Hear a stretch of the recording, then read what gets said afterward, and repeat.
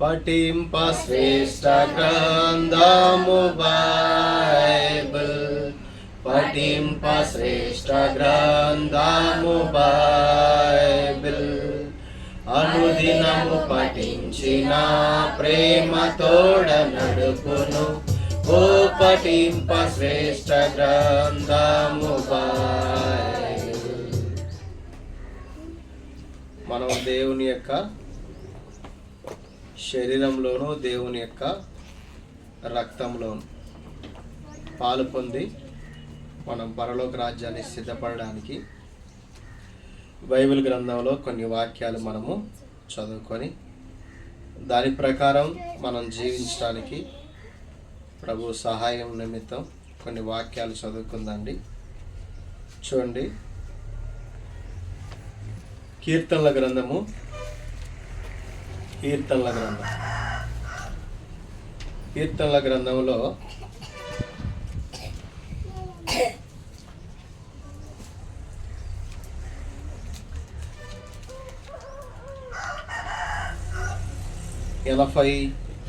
కీర్తన.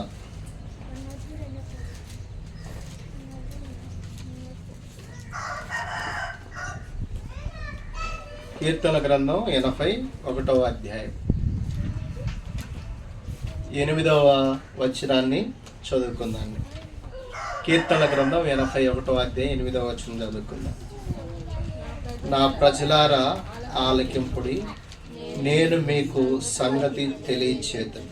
అయ్యో ఇశ్రాయేలు, నీవు నా మాట విన్ని ఎడల ఎంత మేలు.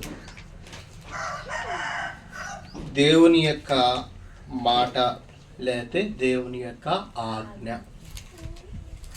దేవుని ఆజ్ఞను ఇంకొక విధంగా చెప్పుకోవాలంటే దేవుని యొక్క మాట. దేవుని యొక్క మాట వింటే, లేకపోతే ఆలకిస్తే, దేవుని మాట విని ఆలకిస్తే దేవుడు ఏమంటున్నంటే నీకు మేలు. ఏందంట? నీకు మేలు. ఎంత మేలు ఏందంట? ఎంత మేలు. దేవుని యొక్క మాట విని దేవుని మాట ఆలకిస్తే, విని ఆలకించి ఏం చేయాలంట? ఇది 81వ అధ్యాయంలో 13వ వచనంలో ఇంకొక మాట రాస్తుంది, చదువుకుందండి. అయ్యో నా ప్రజలు నా మాట విని ఎడల, ఇశ్రాయేలు నా మార్గములను అనుసరించిన ఎడల ఎంత మేలు. నా మాట విని ఆలకించి అనుసరించి నడిచిన ఎడల ఏం జరిగిద్దంట? ఎవరైతే భూమి మీద మనుషులు దేవుని మాట విని దేవుని మాట ఆలకించి దేవుని మాట ప్రకారం అనుసరించి దేవుని మార్గంలో నడుస్తారో వాళ్ళకి దేవుడు ఏం చేస్తారంట? మేలు చేస్తాడు. ఒక ఆయన దేవుని మాటను ఎంత చక్కగా వినడంటే, దేవుని మాట వినడం అంటే వినడం కాదు, ఎట్లా వినాలి అంటే ద్వితీయోపదేశ కాండంలో 28వ అధ్యాయం, ద్వితీయోపదేశ కాండము 28వ అధ్యాయం 1వ వచనాన్ని చదువుకుందండి.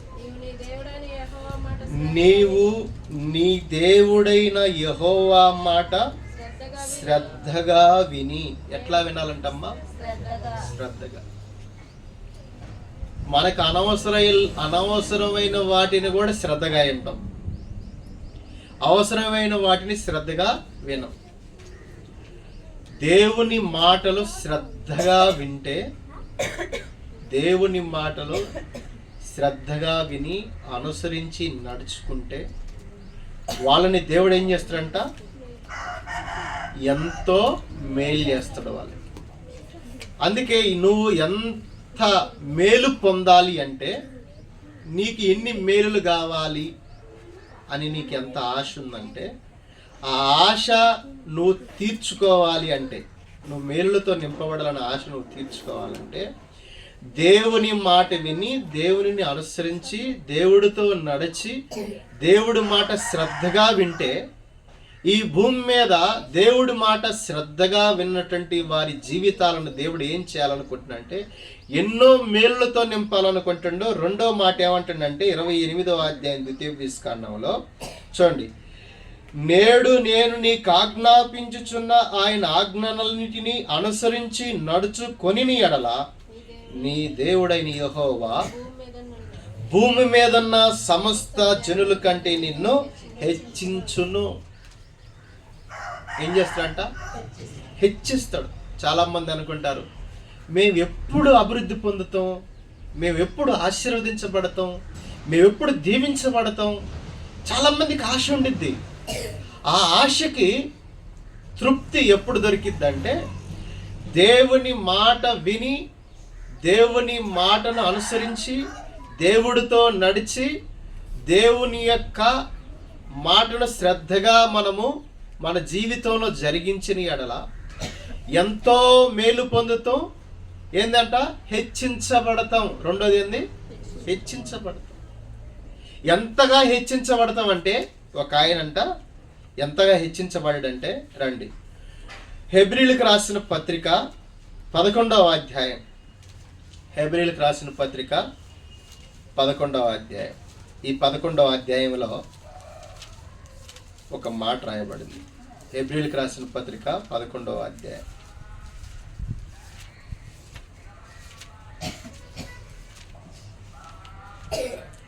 చూడండి 11వ అధ్యాయము 11వ అధ్యాయం 8వ వచనం. అబ్రహాము పిలువబడినప్పుడు ఆ పిలుపునకు లోబడి దేవుడు మాటకి ఏం చేసినంట? లోబడ్డాడు. దేవుని మాట విన్నాడు, దేవుని మాటను అనుసరిస్తా ఉన్నాడు, దేవుని మాట ప్రకారం నడుస్తా ఉన్నాడు, దేవునికి లోబడతా ఉన్నాడు. అంటే విధేయత చూపిస్తా ఉన్నాడు. దేవుడు ఏది చెప్తే అది చేస్తా ఉన్నాడు. ఏంటంటే దేవుడు నీకు ఎన్ని మేలులు కావాలంటే మనం ఈ బైబిల్ గ్రంథంలో అబ్రహాం వలె దేవుని మాట విని, దేవుని అనుసరించి, దేవునితో నడిచి, దేవుని ఆజ్ఞ ప్రకారం ఆయన మాటలు శ్రద్ధగా వింటే అబ్రహాం వలె మనం ఎన్నో మేలులు పొందుతాం, ఎంతో హెచ్చించబడతాం. ఎంత హెచ్చించబడ్డాడంటే అబ్రహాము ఆదికాండం 12వ అధ్యాయం. ఆదికాండం 12వ అధ్యాయం చూడండి. మొదటిది దేవుని మాట విన్న వాళ్ళకి ఎంతో మేలు. రెండవది దేవుని మాట విన్న వాళ్ళకి ఎంతో భూమి మీద హెచ్చింపు. ఏంటంట? హెచ్చింపు. తర్వాత మూడవది ఏంటంటే ఆదికాండం 12వ అధ్యాయం చదువుదాం. చూడండి ఎట్లా దేవుడి మాట ఎట్లా వినడో మొదటి నుంచి చదువుకుందండి. చదవండి. యెహోవా నీవు లేచి నీ దేశము నుండి, నీ బంధువుల యొద్ద నుండి, నీ తండ్రి ఇంటి నుండి బయలుదేరి ఏందంట? లోబడటం అంటే ఏంది? చెప్పిన మాట వినడం. దేవుడు చెప్పిండు అబ్రహాముతో, అబ్రహామా నేను నీకు ఒక మాట చెప్తా, వింటవా, అనుసరిస్తావా, నడుస్తావా, నా ఆజ్ఞకు విధేయుడు అవుతావా అంటే సరే ప్రభువా. ఎప్పుడైతే విధేయుడైండో, ఎప్పుడైతే దేవుని మాట వినడో, అతని మేలులతో నింపటం, అతన్ని హెచ్చించటం, అతన్ని ఏం చేసిందంట? మూడవది చూడండి, గొప్ప చేయటం. మూడవది ఏంటంట? గొప్పగా. ఈ ఊర్లో గొప్పోళ్ళు ఎవర్రా? ఎవరు గొప్పవాళ్ళు అంటే? ఎవరు? ధనం ఉన్న వాళ్ళు గొప్పవాళ్ళు. ఇప్పుడు మనుషులందరూ కూడా ప్రయాసపడేది దేనికోసం? నువ్వు ఎంత చదువుకున్నా, ఎంత పొలం పని చేసినా, అంతేనా?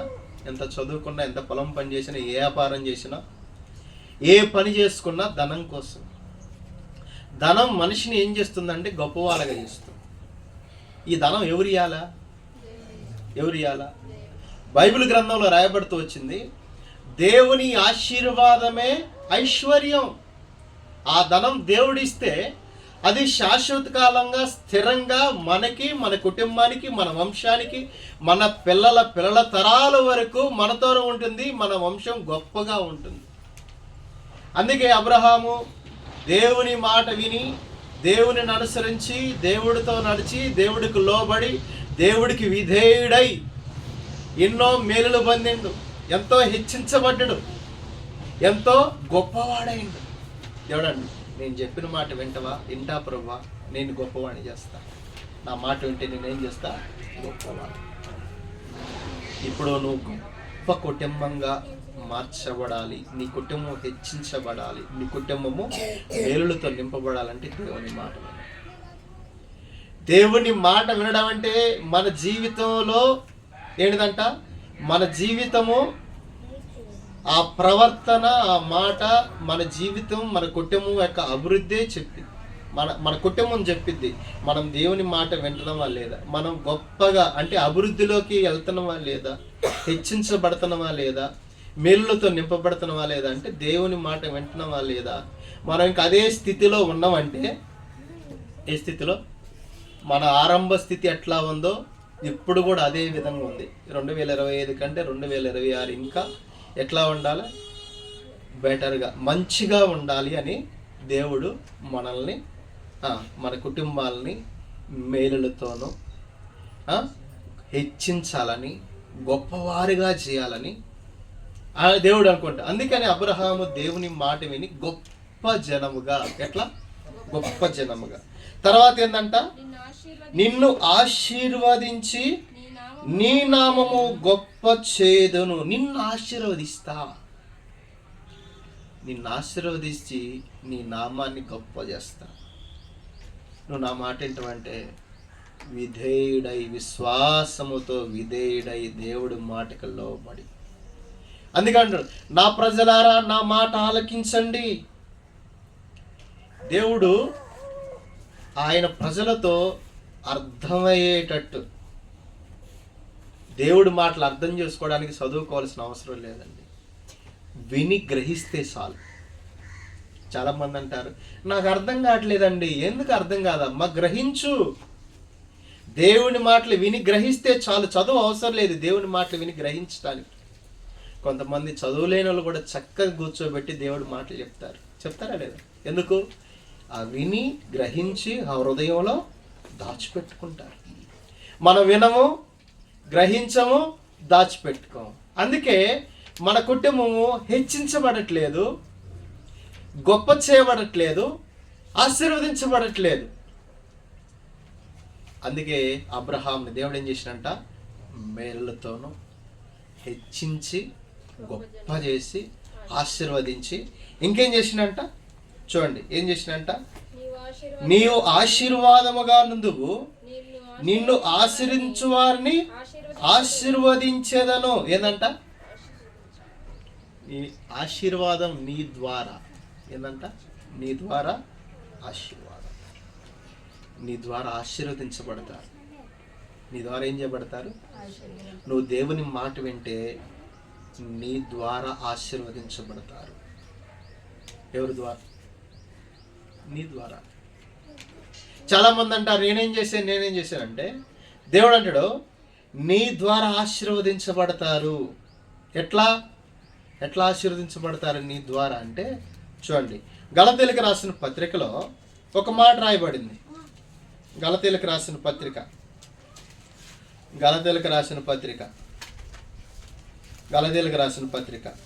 3వ అధ్యాయం. గలతీయులకు రాసిన పత్రిక 3వ అధ్యాయం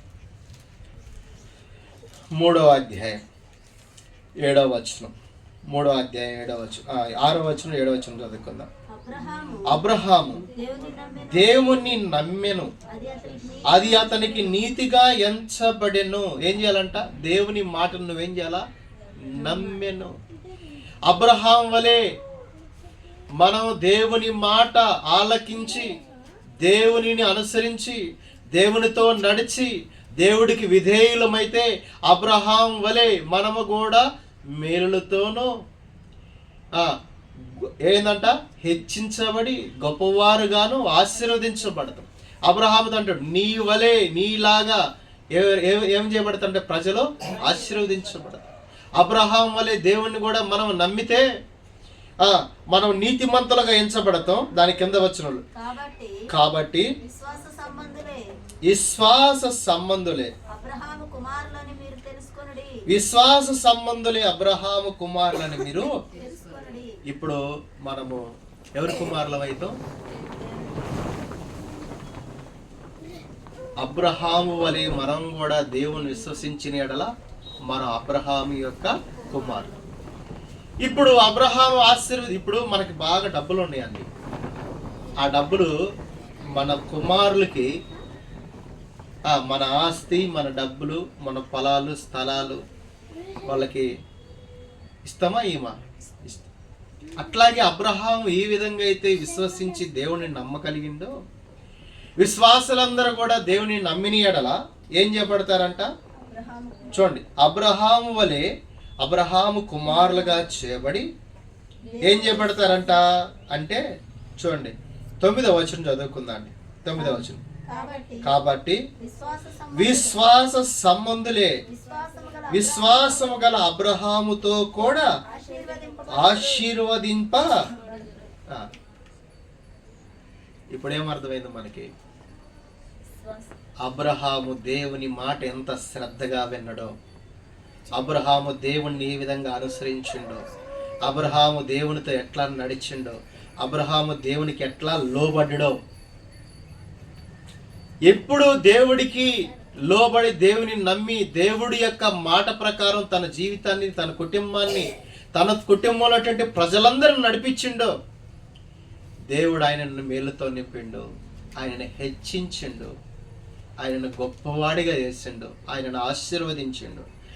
ఆ హెచ్చింపు, ఆ ఆశీర్వాదము, ఆ గొప్పతనము, ఆ మేలులు మనం కూడా పొందాలన్న. ఎవరు పొందాలా? మనం కూడా పొందాలి. అబ్రహాము దేవుడా, నా దేవుడా అంటున్నవే. ఏ దేవుడా? ప్రార్థన చేసేటప్పుడు, ఆరాధించేటప్పుడు ఏమంటావు? అబ్రహాము దేవుడు, నువ్వు నా దేవుడు అంటున్నవే. అంటే అబ్రహాముకి ఎట్లా నువ్వు దేవుడు వైవో నీవు కూడా నాకు దేవుడు వైవు కదా. మరి ఆయనకి దేవుడై ఆయనను ఏ విధంగా ఆశీర్వదించిండు, ఆయన ఏ విధంగా గొప్ప చేసిండు, ఆయన ఏ విధంగా హెచ్చించిండు, ఆయన ఏ విధంగా మేలులతో నింపిండు. నిన్ను కూడా చేయాలనుకుంటుంటే అబ్రహాము లాంటి విశ్వాసం, అబ్రహాములాగా దేవుని మాట విని ఆయనను అనుసరించి నడిచిన ఎడల విశ్వాస సంబంధులైనటువంటి ఆయన కుమారులందరూ ఏం చేయబడతారంట? ఆశీర్వదించబడతారు. ఎట్లాంటి ఆశీర్వాదం ఇచ్చినంటే అబ్రహాముకి, రండి చదువుకుందాం. కీర్తన ఆదికాండము 24వ అధ్యాయం చూడండి. అది కాదు, ఇదే అధ్యాయంలో ఉంది. ఆదికాండము చూడండి. ఆదికాండము ఎట్లా ఆశీర్వదించినంటే దేవుడు ఆయన అంటే, ఆదికాండము 12వ అధ్యాయం. ఆదికాండం 12వ అధ్యాయం 10వ వచనం. 12వ అధ్యాయం 10వ వచనం. అప్పుడు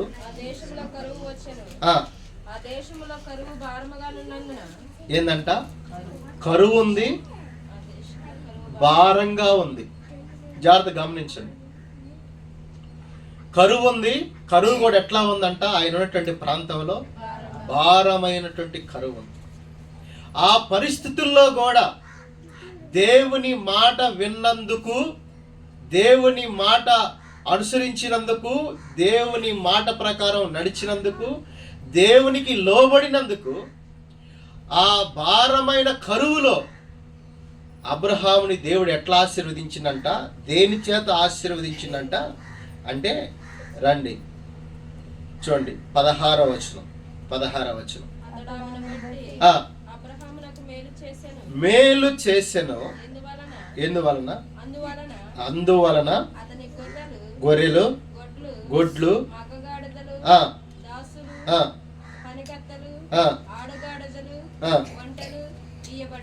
ఇయ్యబడెను. ఏందంట? ఆశీర్వాదంతో పాటు ఏం చేసినంటే దేవుడు మేలు ఏం చేసినంట? దేవుని మాట వినడం ద్వారా కరువులో కూడా ఏం పొందినంట అబ్రహాము? అమ్మా వింటున్నారా? అర్థమవుతుందా భాష? కరువులో కూడా అబ్రహాము మేలు పొందిందంట. ఏం పొందినంట? మేలు పొందిండు. అబ్రహాము ఏం చేసినట్ట? దేవుడు మేలు చేసిండు. ఎట్లాంటి మేలు అంటే ఆయనకి అన్నీ ఇచ్చినట్ట. ఆ ఫరో రాజు అన్నీ ఇచ్చినట్ట. ఏమేమి ఇచ్చినంటే అక్కడ చక్కగా ఏం రాయబడుతుంది? ఏం రాయబడిందంట? గొడ్లు, గాడిదలు, దాసులు, పనికెత్తలు, ఆడగాడిదలు వంటిలో ఏవాడు. ఆయనకి ఏమేం కావాలో అవన్నీ దేవుడు ఆ ఫరో రాజు చేత దేవుడు ఇప్పించింది. నువ్వు దేవుడి మాట విను. నీకెంత కరువు ఉన్నా, నీకెంత భారమైనటువంటి కరువు ఉన్నా, కరువు అంటే లేమి. కరువు అంటే అర్థమైంది? లేమి, దరిద్రత, కొరత. కొన్ని కుటుంబాలు లేమిలో, దరిద్రతలో, కొరతలో ఉండడానికి కారణం ఏంటంటే దేవుని మాట వినకపోవటం. ఒకవేళ నువ్వు లేమిలో, కరువులో, కొరతలో, దరిద్రతలో ఉన్నా కానీ దేవుని మాట గనక నువ్వు వినగలిగితే, దేవుణ్ణి గనక నువ్వు నమ్మగలిగితే దేవుడు నీకు మేలు చేస్తాడు, నీ అవసరాలు తీరుస్తాడు. ఈ రోజుల్లో ఏం చేస్తున్నారు? దేవుని మాట వింటున్నారా? వినకుండా కరువు, లేమి, కొరత. ఎందుకు అంటే దేవుని మాట వెనక కొరతలోను, లేమిలోను, కరువులో ఉంటున్నారు. మేలు పొందుకోలేకపోతా అన్నారు. తర్వాత చూడండి, దేవుడు అబ్రహాముని ఎట్లా ఆశీర్వదించిందంటే ఇక్కడ ఇంకొక మాట రాయబడింది. ఏం రాయబడిందంటే 13వ అధ్యాయం 2వ వచనం. అబ్రహాము వెండి బంగారము పశువులు కలిగి ఏం చేసినంటే దేవుడు ఓరికైపోతాం ఆ ధనవంతులు. అమ్మా, నువ్వు ఏ పని చేసినా ఆశీర్వదించబడాలంటే దేవుడు అంటాడు ఇశ్రాయేలు ప్రజలతో, ఇశ్రాయేలు ప్రజలారా వల్లే అన్న ఇను, ఇశ్రాయేలు ప్రజలారా నా మాట ఆలకించండి. ఏంది? నా మాట ఆలకించు. నేను మీకు తోడై ఉంటా, మీకు ఏది తక్కువ కాకుండా చేస్తా. ఏం చేస్తాడంట? ఏతు తక్కువ. కరువులో, భారమైన కరువు అంట. ఎంత కరువులో ఉన్నారా? ఆ కరువులో కూడా ఒక మనిషిని ప్రేరేపించి, ఒక రాజును ప్రేరేపించి, అబ్రహాముకి ఏం కావాలా అన్నీ ఇచ్చి దేవుడు ఆయనకి మేలు చేసి, వెండిని, బంగారాన్ని, ఐశ్వర్యాన్ని ఇచ్చి బహుధనవంతుడై. తర్వాత ఏం చెప్పాడంటే, ఇప్పుడు 24వ అధ్యాయం చదువుకుందాం. 24వ అధ్యాయం ఆదికాండము 24వ అధ్యాయం ఆదికాండం 24వ అధ్యాయం 1వ వచనం. అబ్రహాము బహుకాలము గడిచిన వృద్ధుడై ఉండెను, అన్ని విషయములలోనూ ఎన్ని అమ్మా ఎన్ని గుర్తుపెట్టుకో. అన్ని ఈ పని చేసినా మాకు కలిసి రావట్లేదండి. మేము ఎంత కష్టపడుతున్నాం, మాకెందుకు కలిసి రావట్లేదు? ఎంత ప్రయాసపడుతున్నాం, మాకెందుకు కలిసి రావట్లేదు? ఎంత వేదన! ఎందుకు మేము అభివృద్ధి పొందలేకపోతున్నాం, ఆశీర్వదించబడలేకపోతున్నాం? ఎందుకు మేము దీవించబడలేకపోతున్నాం? ఎందుకు ఇంకా మేము క్షేమంగా ఉండలేకపోతున్నాం? అంటే నువ్వు దేవుని మాట వింటూ, దేవుడు అంటాడు, నా ప్రజలారా నా మాట ఆలకించు. నా ప్రజలారా నా మాట ఆలకిస్తే మీకు ఎంతో మేలు. నా ప్రజలారా నా మాట ఆలకిస్తే నేను మిమ్మల్ని హెచ్చిస్తాను. నా ప్రజలారా నా మాట ఆలకిస్తే నేను మిమ్మల్ని ఏం చేస్తా? గొప్ప జనంగా చేస్తాను. నా ప్రజలారా నా మాట మీరు ఆలకిస్తే నేను మిమ్మల్ని ఆశీర్వదిస్తాను.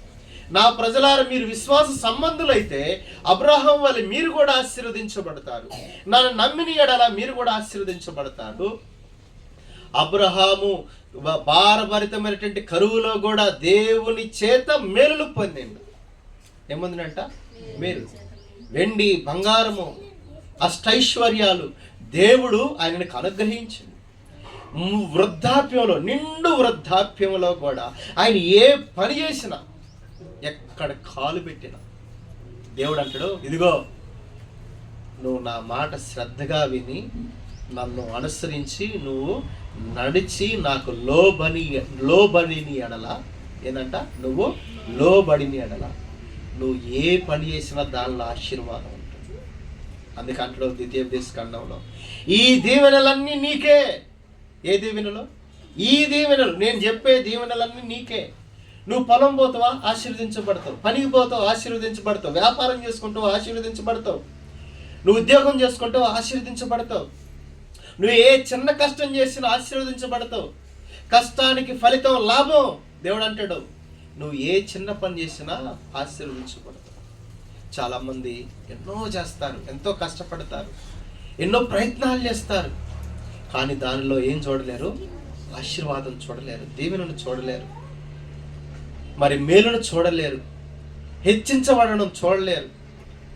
మరి వాళ్ళు గొప్పగా వాళ్ళు జీవితాలు, కుటుంబాలు ఎదగడం చూడలేరు. కారణం ఎందుకు? అయ్యా మేము దేవుని దగ్గరకు వస్తున్నాం కదా, ఏంది మా పరిస్థితి అంటే దేవుడు అంటాడు, నా మాట ఆలకిస్తున్నారా, శ్రద్ధగా ఆలకిస్తున్నారా, నన్ను అనుసరిస్తున్నారా, నాతో మీరు నడుస్తున్నారా, ఏంటంట నాతో మీరు నడుస్తున్నారా, నాకు మీరు లోపడుతున్నారా, నేను చెప్పింది విని అనుసరించి మీరు బ్రతుకుతున్నారా, మీ జీవితాలు దేవుడి బిడ్డల్లాగా కనిపిస్తున్నాయా? అబ్రహాం యాడికెళ్ళినా ఏందంట, రాజులు భయపడ్డారంట. అమ్మో, ఈ అబ్రహాం దేవుని బిడ్డ, ఆయన ప్రవక్త. ఎవరంట ఆయన? ప్రవక్త. ప్రవక్త అంటే దేవుని మాటలు పలికేవాడు, దేవుని మాటలు పలికేవాడు ప్రవక్త అంటే. ప్రవక్త అంటే దేవుడిచ్చే సందేశాన్ని ప్రజలకు వినిపించేవాడు. నువ్వు కూడా ప్రవక్త కావచ్చు. నువ్వు కూడా ఏం కావచ్చు? దేవుని మాటలను, దేవుడు నీకు చెప్పిన మాటలను నువ్వు ఇతరులకు కూడా వినిపించవచ్చు. దేవుని సందేశాన్ని ఇతరులకు ఏం చేయొచ్చు? వినిపించు. నువ్వు ప్రవక్త అవుతు. ప్రవక్త, ప్రార్థనాపరుడు. ఎవరంట? అబ్రహాం ఎవరు? ప్రవక్త. రెండోది ఎవరు? ప్రార్థనాపరుడు. ఆయన చేత ప్రార్థన చేయించుకుంటానంట. ఆయన ద్వారా ఒక కుటుంబంలో మేలు జరిగింది. ఏం జరిగింది? మనం ప్రార్థన చేసుకుంటే మన ఇంట్లోనే జరగట్లా మేలు, ఇంకా పక్కనింటి వాళ్ళ గురించి మనకేం పని? నాకెందుకు జరగట్లా? అబ్రహాం లాగా నువ్వు కూడా ప్రార్థనా పరుడు అయితే ఏం జరగవు? మేలులు ఖచ్చితంగా జరుగుతాయి. ఎవరికైనా ఇబ్బంది ఉన్నా, ఎవరికైనా కష్టం ఉన్నా, ఎవరికైనా నష్టం ఉన్నా, ఎవరికైనా అనారోగ్య పరిస్థితులు ఉన్నా నువ్వేం దూరం దగ్గర కూర్చోండి. ఏ పరిస్థితి అయినా దేవుడు నిన్ను ఏం చేస్తాడు? ఖచ్చితంగా నీ ద్వారా ఇతరులు కూడా ఏం చేయబడతారు? ఆశీర్వదించబడతారు. ఆయన పోయిండు, రాజు పోయిండు, పోయి అంటాడు, అయ్యా నా కోసం, నా కుటుంబం కోసం ప్రార్థన చేయమంటే ఆయన పోయి ప్రార్థన చేయగలనే కుటుంబంలో గొప్ప కార్యం జరిగింది. సంతోషం. ఆయన ప్రార్థన ద్వారా ఆ కుటుంబంలో కార్యం జరిగింది. ఆ కార్యం ద్వారా ఆ కుటుంబం ఏం చేయబడిందంట? సంతోషించబడింది. నువ్వు కూడా దేవుని మాట వింటే, అది శ్రద్ధగా వింటే, అవిని ఆయనను అనుసరించి ఆయనతో నువ్వు నడిచి ఆయనకి నువ్వు లోబడితే ఏం చేస్తాడంటే దేవుడు ఎన్నో మేలులు నిన్ను హెచ్చిస్తాడు, నిన్ను గొప్ప చేస్తాడు, నిన్ను ఆశీర్వదిస్తాడు. నీకు ఎంత కొరత, లేమి, ఇబ్బంది, ఇరుకు, నీకే సమస్య నన్ను దేవుని మాట ప్రకారం బ్రతికితే నీకు కరువులో కూడా నీకు మేలు చేస్తాడు. ఇతరులు నిన్ను ప్రేరేపిస్తాడు. ఫరో రాజును ప్రేరేపించినంట, అయ్యా ఆయనకి మేలు చేయి. ఆయనకి ఏం కావాలి మేలంటే? ఆయనకి ఏం అవసరం ఆయన ఇచ్చిండు. వెండిని, బంగారాన్ని, పశువులను, ధనాన్ని ఇచ్చి ధనవంతుడిని చేసిండు దేవుడు. ఎందుకు? ఆ మనిషిని ఏం చేసినట్టు దేవుడు ప్రేరేపణ కలిగజేసి. అందుకే దేవుని ప్రేరేపణ ఒక మనిషిని ఏం చేసిందంట? దరిద్రతలోంచి ధనవంతులలోకి నడిపించింది. తర్వాత ఏం చేసినట్ట? అబ్రహాము ఏం చేసినట్ట? దేవుని మాట ప్రకారం తన జీవితాన్ని, ప్రయాణాన్ని కొనసాగిస్తూ ఉంటే చివరికి ఆయన వృద్ధాప్యంలో కూడా ఏం చేస్తాడు? అబ్రహాము ఏ పని చేసినా ఆశీర్వదించబడ్డాడు. ఈ రోజుల్లో అందరూ దిగులు పడేది ఏంటంటే, నేను ఏ పని చేసినా నాకు ఎందుకు మేలు జరగట్లేదు, ఎందుకు మేము హెచ్చించబడట్లేదు, ఎందుకు మేము ఆశీర్వదించబడట్లేదు, ఎందుకు మాకు మేలు జరగట్లేదు, ఎందుకు మేము దీవించబడలేకపోతున్నాం అని అనాలోచనలో ఉంటారు. నువ్వు కూడా దేవుని మాట వింటే ఏం జరిగిద్ది? ఏరా బాబు, ఏం జరిగిద్ది? ఏం జరిగింది? ఎంతో మేలు జరిగింది, ఎంతో హెచ్చించబడతావు, గొప్ప చేయబడతావు, ఆశీర్వదించబడతావు. దేవుడు నిన్ను ఏ పరిస్థితుల్లో ఉన్నా కానీ ఏం చేస్తాడంట? ఐశ్వర్యవంతులుగా చేస్తాడు. సమస్త పనుల్లో నిన్నేం చేస్తాడో? ఆశీర్వదిస్తాడు. నువ్వు పట్టణంలోకి పోయినా, వెలుపులోకి వచ్చినా, లోపలికి పోయినా, పొలానికి పోయినా, ఎక్కడికి పోయినా దేవుడు నీకు తోడై ఉండి నిన్ను ఆశీర్వదిస్తాడు. దేవుడు ఎవరికి తోడుగా ఉంటాడో? ఎవరికి తోడుగా ఉంటాడో చెప్పండి. దేవుని మాట వినే వాళ్ళకి దేవుడు తోడై ఉంటాడు. అందుకే అంట చూడండి, ఒక ఆయన ద్వారా దేవుడు ఆయనకు తోడుగా ఉండి ఎట్లా ఆశీర్వదించిందంటే, ఆది కాండంలో ఈ మాట రాయబడింది. ఆది కాండము 40, ఆది కాండము రండి, ఇక్కడ ఒక మాట రాయబడింది. ఆ మాట చదువుకొని మనం బలలో పాలు పొందండి. ఆది కాండము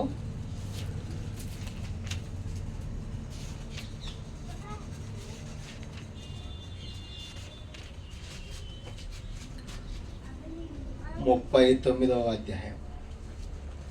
ఆది కాండం 39వ అధ్యాయం. 39వ అధ్యాయము 5వ వచనం. అతడు